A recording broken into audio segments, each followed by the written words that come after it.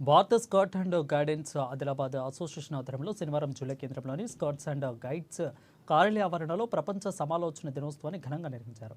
ఇక స్కౌట్ ఉద్యమ వ్యవస్థాపకులు బెడెండ్ పావెల్ దంపతుల జయంతిని పురస్కరించుకొని ఏటా ఫిబ్రవరి 22న థింకింగ్ డేను జరుపుకుంటారు. ఇక జిల్లా scouts and guidance chief commissioner, జిల్లా విద్యాశాఖ అధికారి ప్రణీత ముఖ్య అతిథిగా హాజరై స్కౌట్స్ అండ్ గైడ్స్ జెండాను ఆవిష్కరించారు.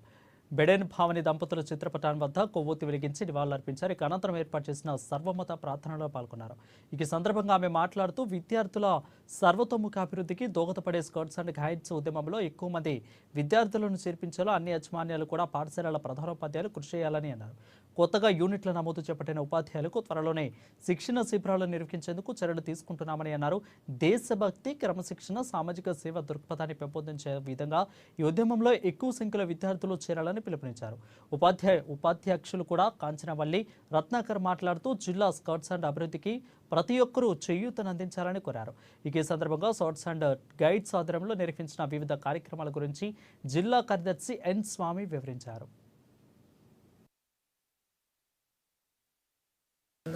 ఈరోజు మన ప్రతి పాఠశాల స్కౌట్ విద్యార్థులు అలాగే స్కౌట్ టీచర్స్, గైడ్ టీచర్స్ వచ్చారు. మరి ఈరోజు వారి యొక్క ఆకాంక్ష ఏంటంటే అందరం సమానమే, అన్ని మతాలు సమానమే.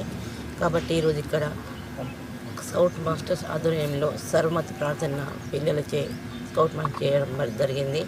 మరి ఇంత మంచి ఒక మంచి ఆలోచన ఉన్నటువంటి వ్యక్తి ఈరోజు వారికి మనము దీపం ముట్టించి ప్రార్థన చేయడం జరిగింది. మరి ఇలాగే మనం కూడా మంచి కార్యాలు చేస్తే మనకు కూడా రేపటి నాడు ఎన్నో సన్మానాలు, సత్కారాలు జరుగుతాయి.